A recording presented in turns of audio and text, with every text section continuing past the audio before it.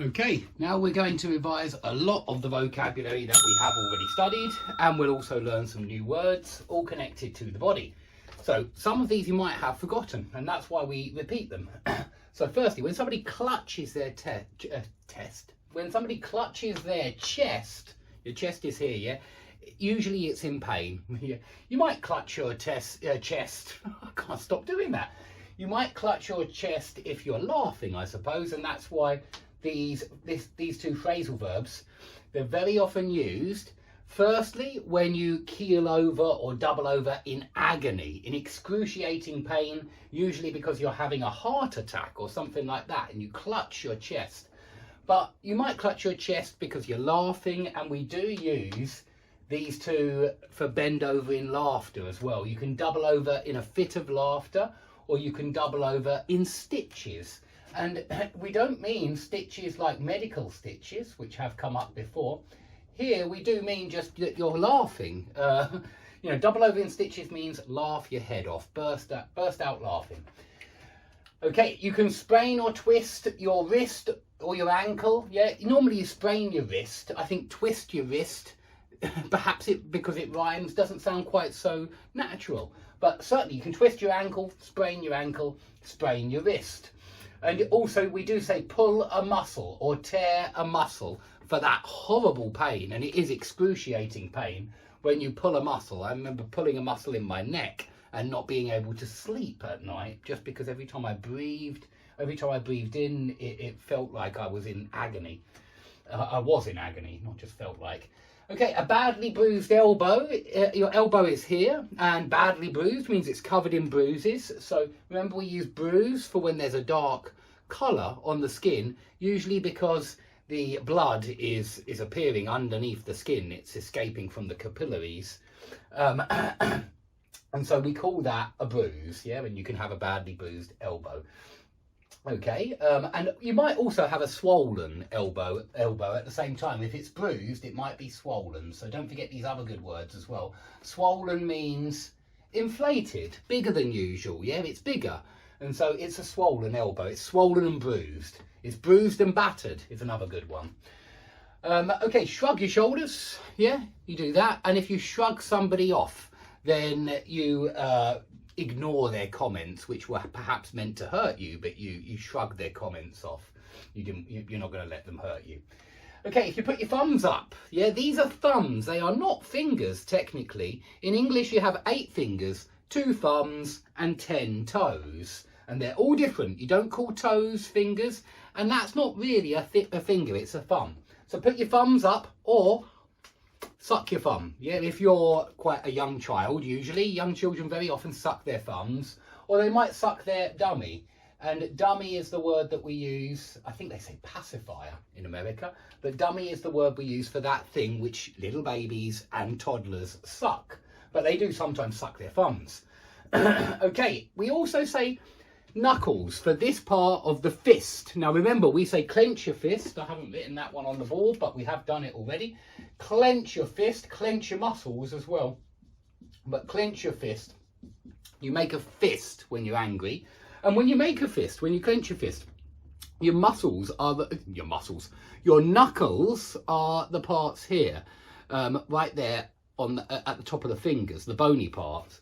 So we call those your knuckles. And if you crack your knuckles, you sit there and you cracking the bones in your knuckles. Yeah, you might do this before a fight or something like that to scare your opponent. You might start cracking your knuckles, I suppose. I can't crack my knuckles, so I'm not going to be able to scare any of you guys. Now, if you are on tiptoe, yeah, remember that means you're walking very high. You're walking as high as possible on your toes. And that's why we say tiptoe. It's on the tips of your toes. So toes, not fingers. I say it quite often just because a lot of my students certainly say fingers instead of toes. And so be aware that they are toes, they're not fingers. Organs now, and organs can be damaged, sadly, and we usually use this word damage for organs. Even though for people, we always say injured and never damaged. Damaged is good for buildings and things, but also for organs. So you might have liver damage. Liver cirrhosis is a type of liver damage, yeah? And that might lead to liver failure. And you can certainly talk about kidney failure as well. So your liver is the organ you've got one of down here somewhere, or maybe it's up on your back, I think, but I'm not sure. But you've got one liver, you've got two kidneys.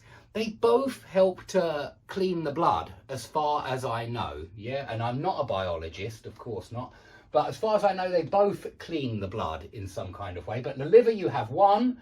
The kidney, you have two. And your kidneys might fail, in which case you might need a kidney transplant.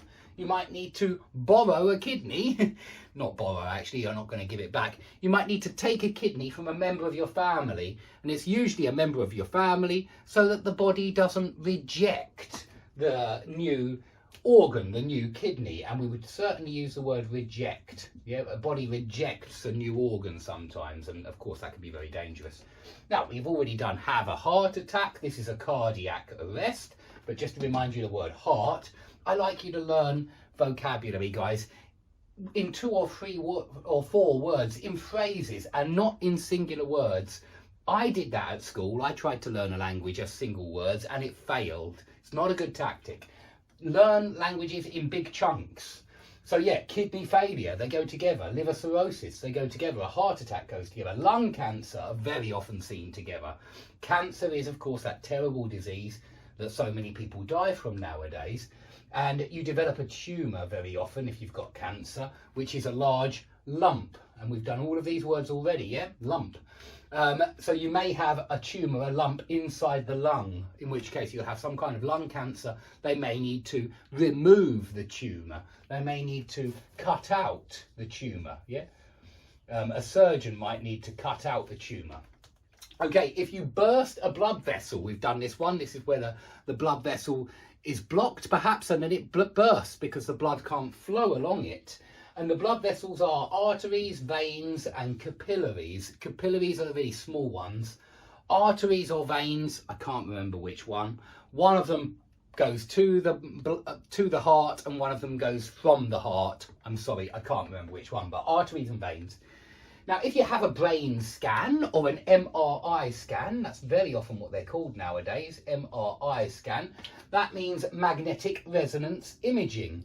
So you're using, I think, nuclear magnetic resonance to create an image of the brain. And it's actually a fascinating part of spectroscopy.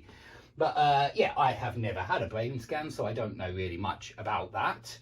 Now, here's a good expression with brains. I'm racking my brains. This is an excellent collocation. And if you say I'm racking my brains, it means you're thinking really hard.